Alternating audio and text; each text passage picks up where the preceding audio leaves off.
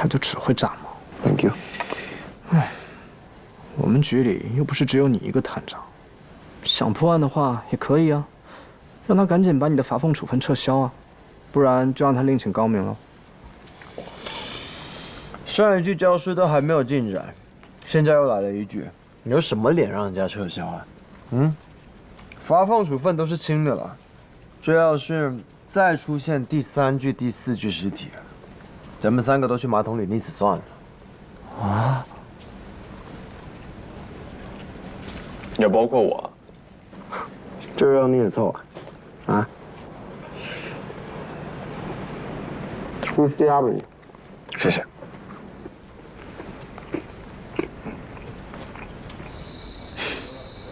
Thank you。怎么样？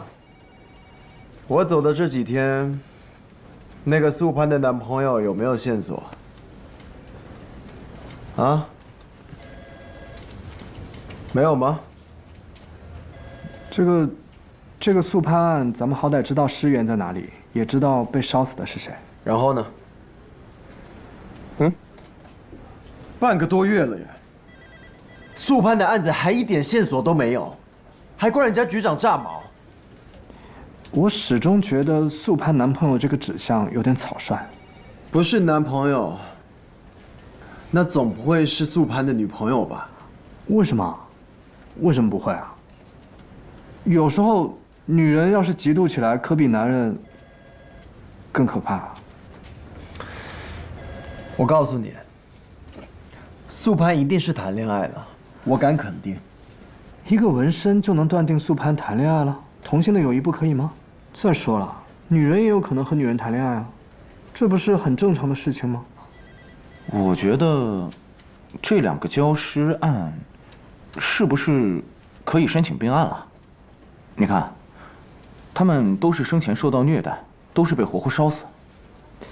不过这2起焦尸案，虐待的方式并不一样，一个是不给吃的，一个是受到了肢体上的折磨。也许凶手就喜欢变着花样虐待呢。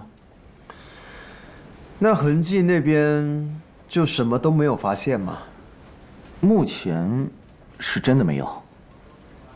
我们在现场已经搜遍了，可以表明死者身份的东西，我们一样都没有找到。那就对了，留下什么反倒不对。这说明凶手一定是在别的地方虐待的死者，然后把所有的痕迹都抹去，之后再运到现在这个地方焚尸。而且很有可能是赤身裸体的运过来的，这样就算还剩点什么痕迹，怕是也给烧没了。没错，素攀的尸体在被发现的时候，现场也是什么线索都没有找到。OK， 就冲这一点，这2具焦尸基本上就可以并案了。对啊，你替我准备一下给局里的报告，我明天亲自去现场一趟，不然我不死心。我也要去。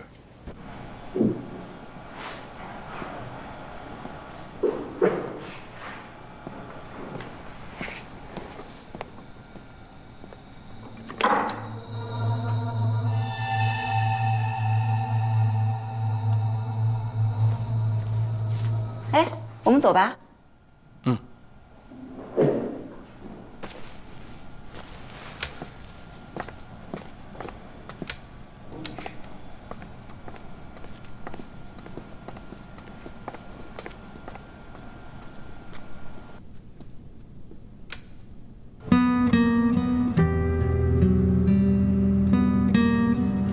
累坏了吧？我看你今天好像脸色不太好。有点。对不起，我刚刚应该坚持一下，先让你回去休息。没有，又有一个女生被折磨得那么惨，我也很难安心休息。为什么这个世界上总有女生的命运会那么惨？所有对女生下手的都是胆小鬼，都是懦夫。不过，就这个世界上也有邪恶的女人。那倒是，还有女人贩子。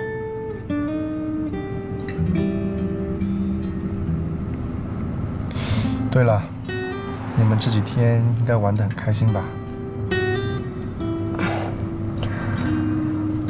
算吧。你们吵架了？那倒没有，就是挺惊心动魄的，又挺虐心的。才出去这么几天，你俩的关系就搞得那么复杂？哦，不，我们俩挺好的。嗨，我回头再跟你说细节吧。总之呢，是一个非常有意义的假期，所以谢谢你给我放假。要不然，明天晚上我们一起吃个饭吧？好啊，我请客，表示感谢。但是咱俩的活走得开吗？放心吧，就吃顿晚饭，耽误不了去重孵化的。那倒也是。哦，对了，苏可泰夫那边如果能够发现那具焦尸的线索就最好了。如果找不到的话，我想跟你申请一下，我想把那具尸体的颅腔解剖一下。你是想提取耳囊？你也听过四滴雨水的说法？嗯。你别忘了，我也是个法医，还是在德国留过学的。对不起啊，冒犯了。没有，我只是觉得四滴雨水，目前还只是法医人类学的一个说法而已，到现在没有找到有文献记载的成功案例。我的意思是，既然那么多优秀人才都没有成功，那你觉得我们为什么就会成功呢？那万一我们是第一个呢？尸体是瓦拉里洛提供的，他同意，我没意见。我跟他沟通过了，他是支持的。嗯，那好，如果有需要，我随传随到。嗯。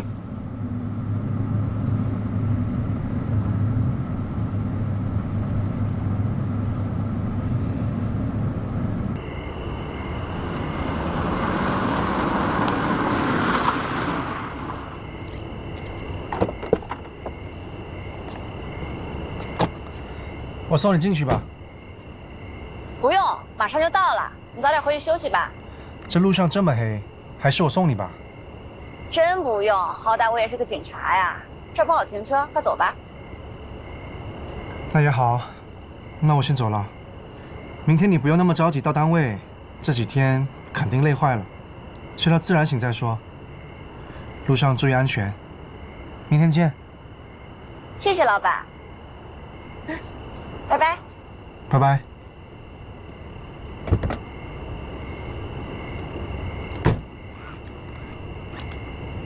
我先走了。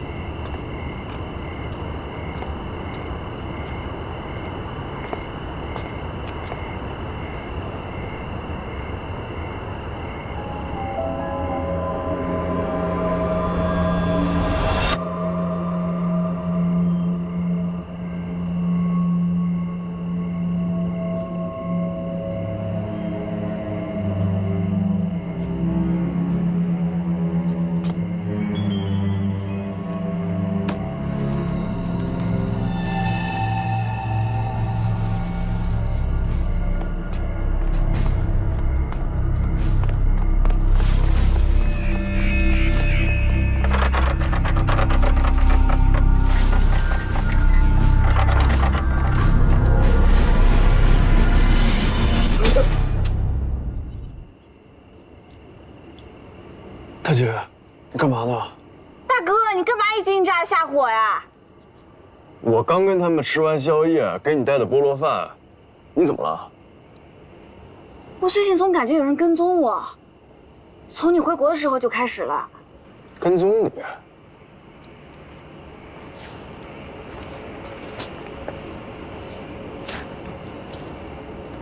没有啊，我这一路都在你身后，没发现有人跟踪你啊。奇了怪了，那你干嘛不打招呼，光跟在我后面，诚心吓唬我呀？没有，我不是怕打扰你和同事告别吗？你现在这样，我还真挺不适应的。一个习惯的养成需要21天，慢慢你就适应了。赶紧进去吧。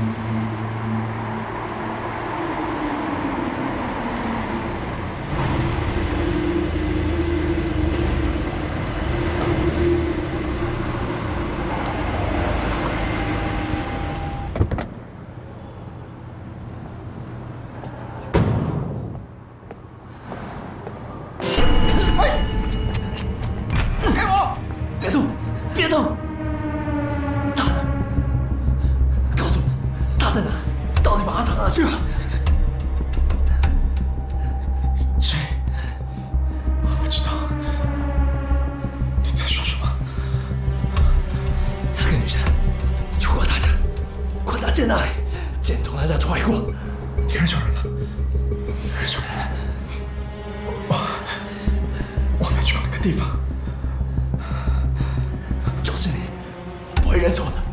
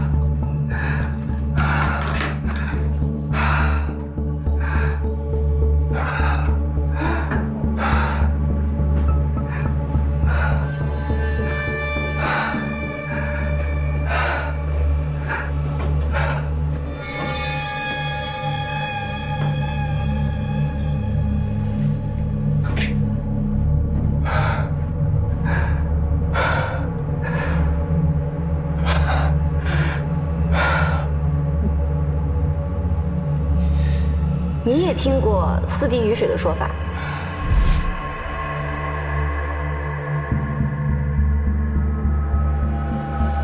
所以这块只能盛下四滴雨水的小骨头，闭锁着我们每个人的永久性细胞，通过它就可以找到我们每个人独属的个人身份信息。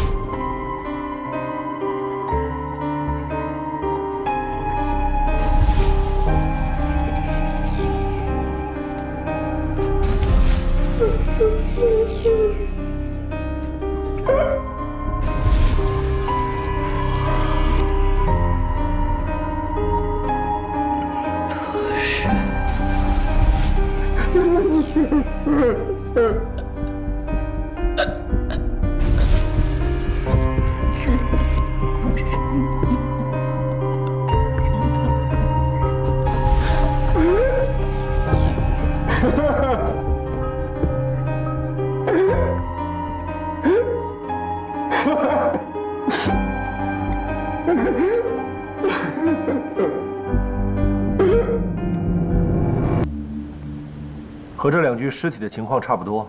从骨盆看，受害人女性；从骨龄看年龄，大概20岁到30岁之间。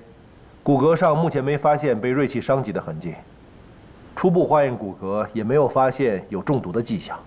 结合部分骨骼及残存的些许皮肉上的碳化痕迹，受害人应该被焚烧过。尸骨被发现的形态表明，受害人也应该受到了虐待。至于死亡时间，尸体现在已经腐烂殆尽，估计至少半年以上了。至少1年以上。你这么肯定？是的，这位天在现场找到了至少2袋以上的藏甲虫。根据有效鸡瘟原则，本地的藏甲虫基本上1年1袋，所以这具尸体已经埋了超过1年的时间以上。就这么简单吗？你可以不信。还能提取有效的生物信息吗？我试试吧。OK。德卡，把1年前报失踪的女性汇总一个名单，准备比对。是。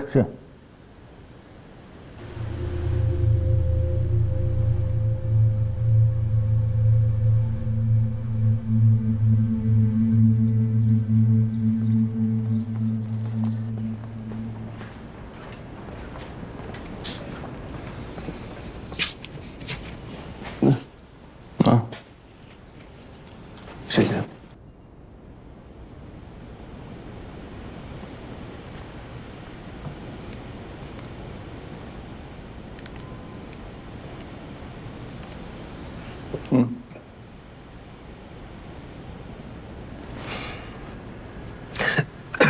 真不知道我该夸你，还是该嫌弃你。嫌弃？是嫌弃我的柯南体质吧？拜托，景天是在帮你，你总不会希望受害人的尸体永远找不到吧？他当然不希望了。不过，在24个小时内同一地点连续发现2具尸体，对他来说确实压力太大。懂了。哎，有我们俩呢，你可别忘了，我们仨可是从下五里村走出来的人啊。是啊。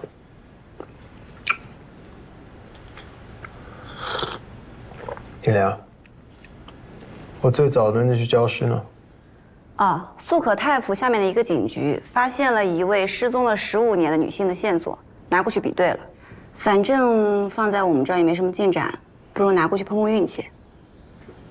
那边有什么消息吗？马里奥没跟我说，应该是没有。15年前的焦尸？女性，40岁左右，这是目前仅有的信息。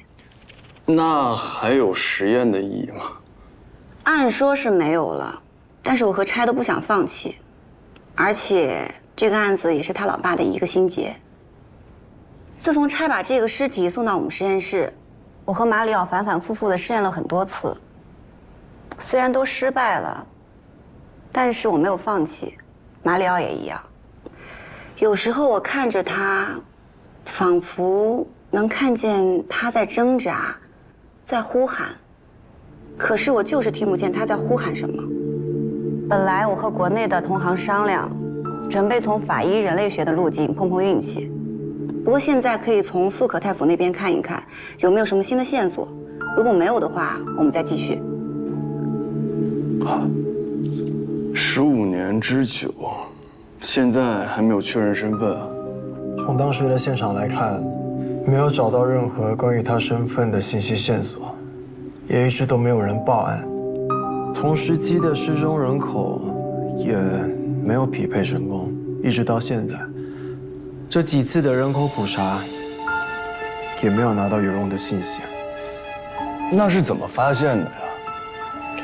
是在郊外的一处山谷里发现的。当时发现尸体的时候都已经被烧焦了。现场来看，死者死前应该是在那里露营。当地的警察也认为这是一起意外。从案中来看，起火的原因是因为死者在帐篷里抽烟，才会引起火灾的。因为他们在现场找到了一个被烧焦的打火机，现场除了死者，也没有发现有任何人出现过的痕迹。但我老爸一直坚持，这不是一场意外，因为当时他在现场没有找到任何东西是可以证明死者的身份，哪怕出来郊游，怎么会连个身份证明都没带呢？手机、手表，甚至是一台车都没有。而且当时的尸检报告发现死者的胃里是空的，没有食物。女性，焦尸，胃里没有食物。我明白你的意思，但我还是觉得这太巧合了。那具焦尸到新发现的焦尸，都已经时隔14年了。那这个凶手为什么要在时隔14年再次作案呢？然后在1年之内杀了3个人，并且这4位受害人除了都是女性，都被虐待，都被活活烧死。目前还没有发现有什么其他的共同点。如果是同一个凶手，那至少他的年龄应该相对比较大，这一点不妨放进凶手的画像里。先等等素可太府那里有什么状况吧。目前我们还是想集中在新发现的这3具焦尸上。不管怎么样，我都不会让这3个案子再搁上15年，哪怕是1年，最好是明天我就能抓到凶手。我们一定可以的。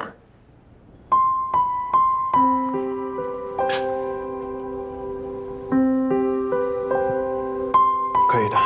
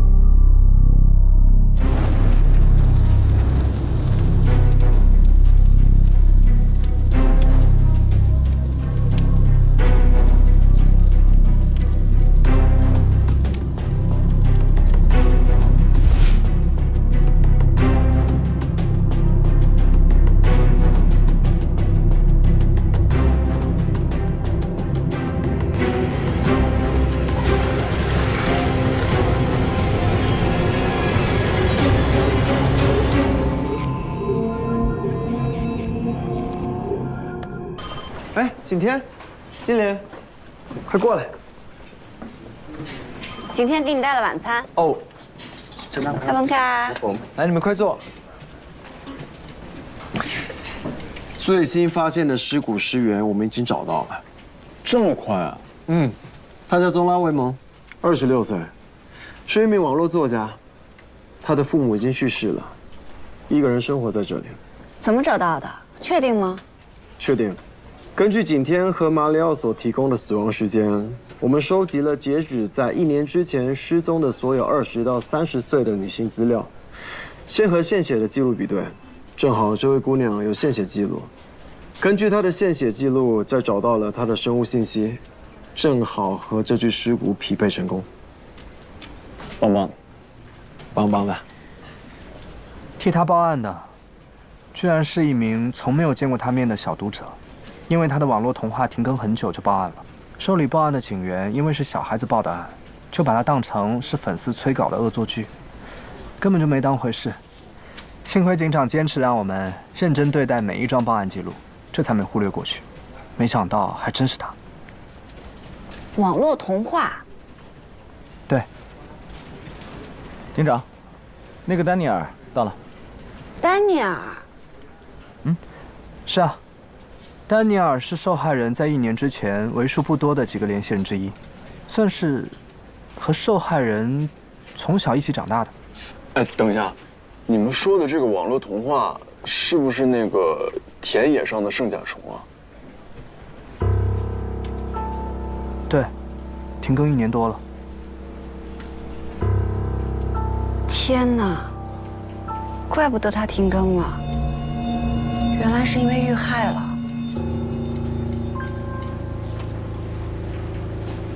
你们知道？金陵一直在追，刚刚来的时候我们还在看，没有想到真的是他。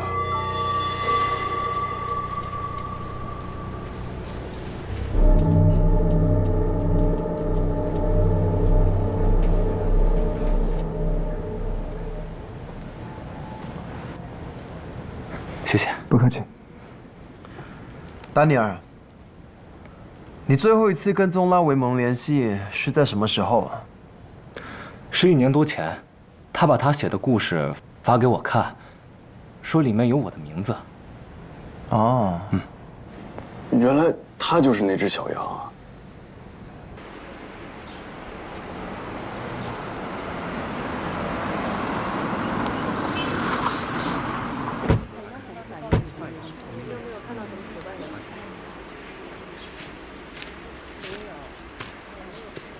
按了葫芦起了瓢。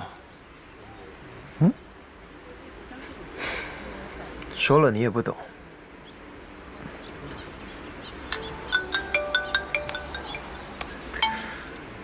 怎么样？你那有收获吗？已经查到了，经过确认，那个徽章确实是德国卡恩昆虫研究会的徽章。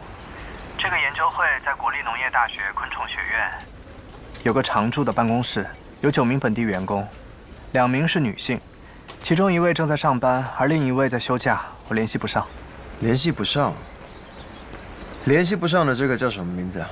多大年纪啊？啊，她叫兰雅，年龄是29岁，是这个办公室里专门负责昆虫标本制作的工作人员。OK。照片已经拿到了，我这就发给你。发过来。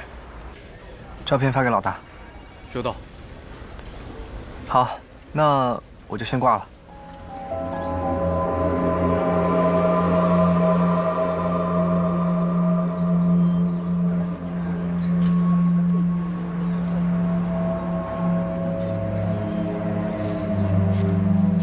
怎么样？你看他的拳头。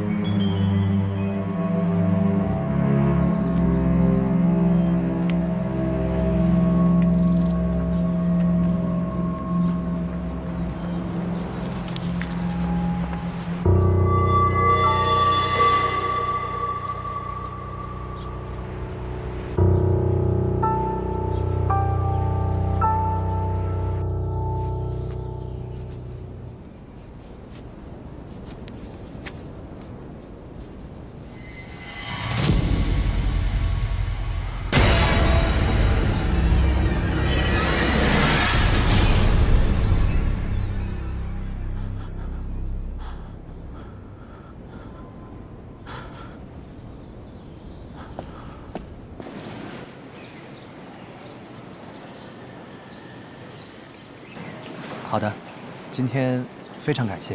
啊，不客气。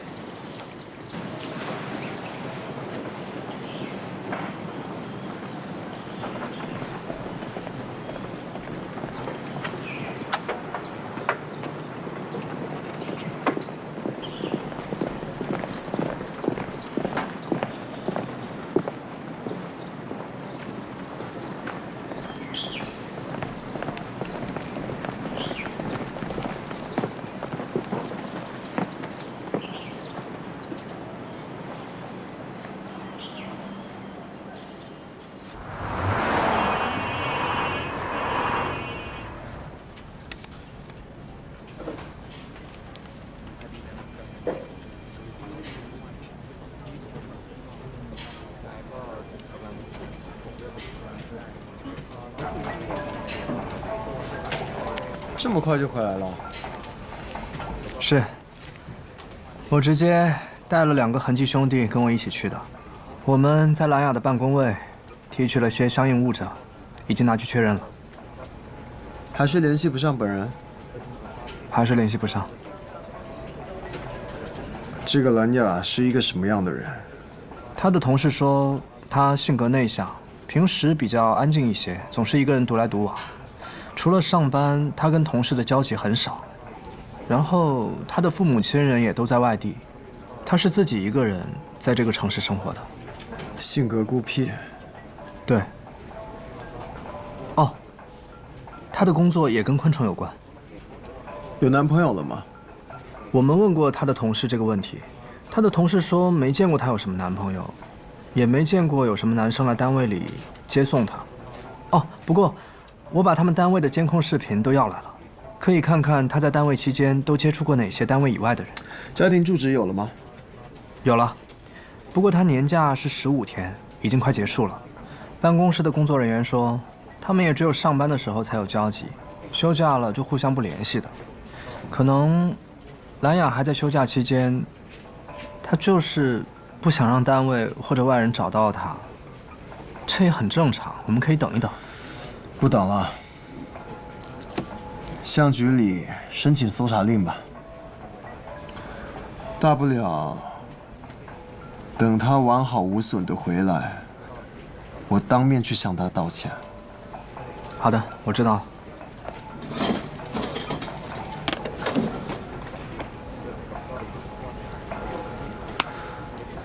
最好你休假结束就能出现，我宁愿去向你道歉。皮林瓦，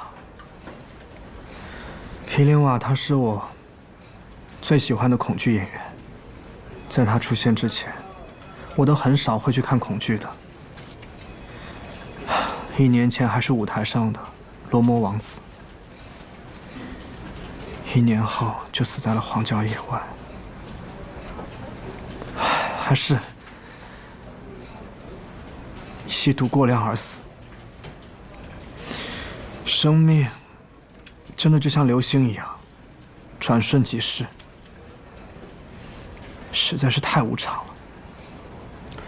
赶紧说正事儿。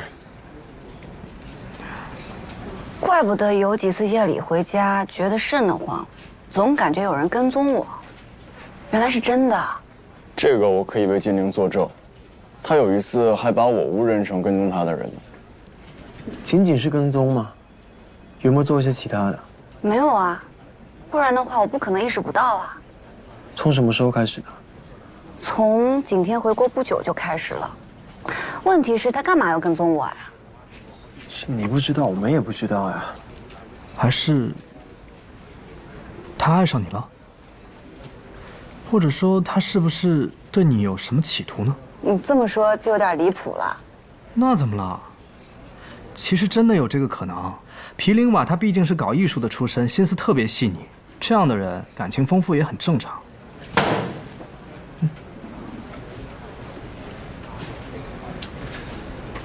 跟踪精灵，跟踪兰雅，他们2个都是女的，这还可以解释。但跟踪马里奥，这个是为什么呢？而且他和马里奥又起了冲突，还不是一般的冲突。皮林瓦他在死的时候手里还握着马里奥的袖口。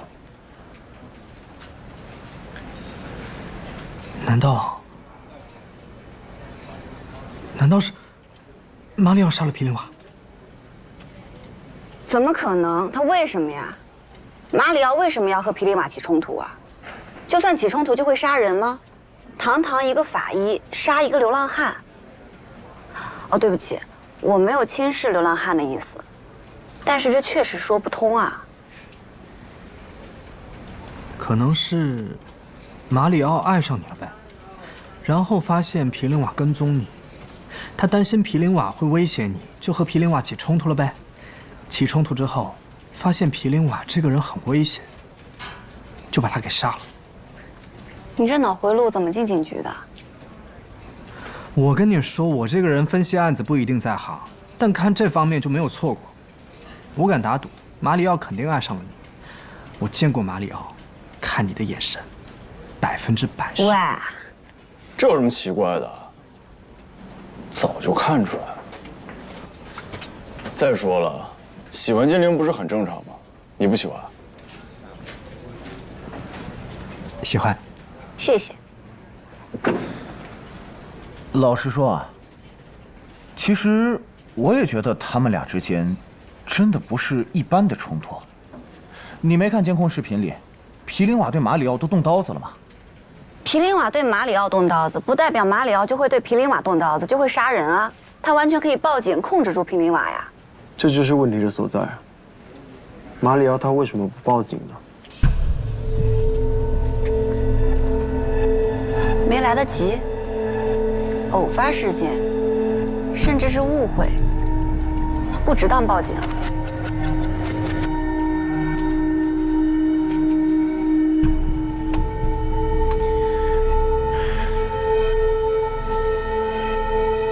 哦，对了，我忘了说一个信息。我去了一趟市南区，那的几个流浪汉说，前几天有一个非常帅气的年轻人找过他们，他的手里拿着皮林瓦的画像，是画像，不是照片。你早干嘛去了？你现在才说，啊？给我转过去，转过去，转呀！是。你接着想还有什么没说的啊？今晚没有我的同意，不许转过来。干脆请马里奥过来。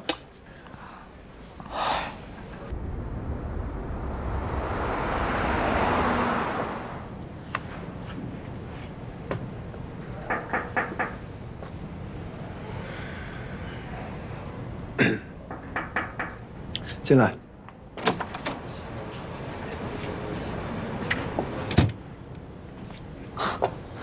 换单间了。单间有什么稀罕的？比起外面那热热闹闹大开间，这里就像个笼子一样。待久了，没准我也快瞎了笼了呗。那你干嘛把我约到这个笼子里呢？怎么了？神神秘秘的。你说兰雅的死亡时间是6天。根据基地吉丁虫虫卵的形态来看，应该是6天。你光看虫卵的形状，就能看得出来是6天。这有什么的？看得多了，自然就有感觉了。哎，就像你们当警察的，看的坏人多了，肯定抓坏人就更有感觉。你这么肯定死亡时间是6天啊？你什么情况啊？当然是估计啊。啊，只不过呢，我对我的估计很有信心而已。哎，对了，金灵不是已经拿回实验室做培养和比对了吗？你可以等等他的结果。我找你就是为了这事儿。走。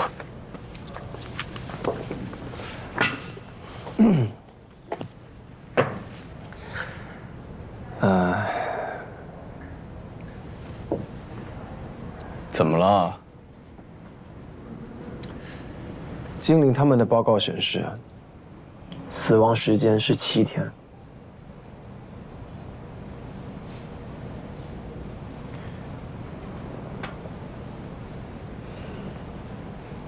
倒也差不多。差很多啊！你应该知道，死亡时间差1天那可不是小事儿。有多少人的命运会因此而改变？我当然知道。那我就想再问你一次，你是同意金陵他们的报告，还是坚持自己的判断？还是你觉得这其实都差不多？我当然是相信科学。对于我们这种搞专业的人来说，实验的结果才是结果。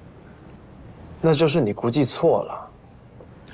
不是，你把我叫到这里来，就是为了让我当着你的面承认我错了？那你承认你错了吗？不是，你到底什么情况啊？你不光神神秘秘的，你还奇奇怪怪的。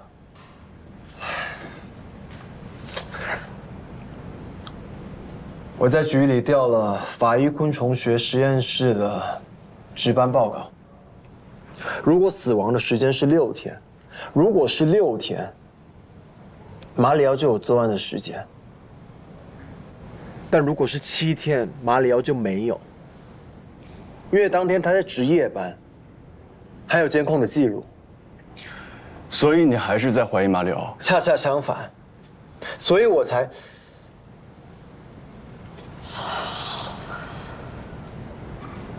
对不起啊，所以我才想当面听你说，你估计错了。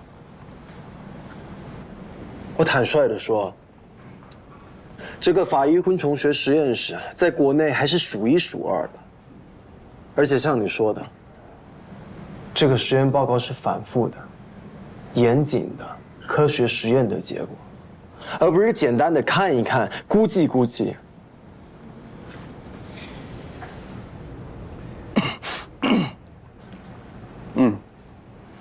你说的对。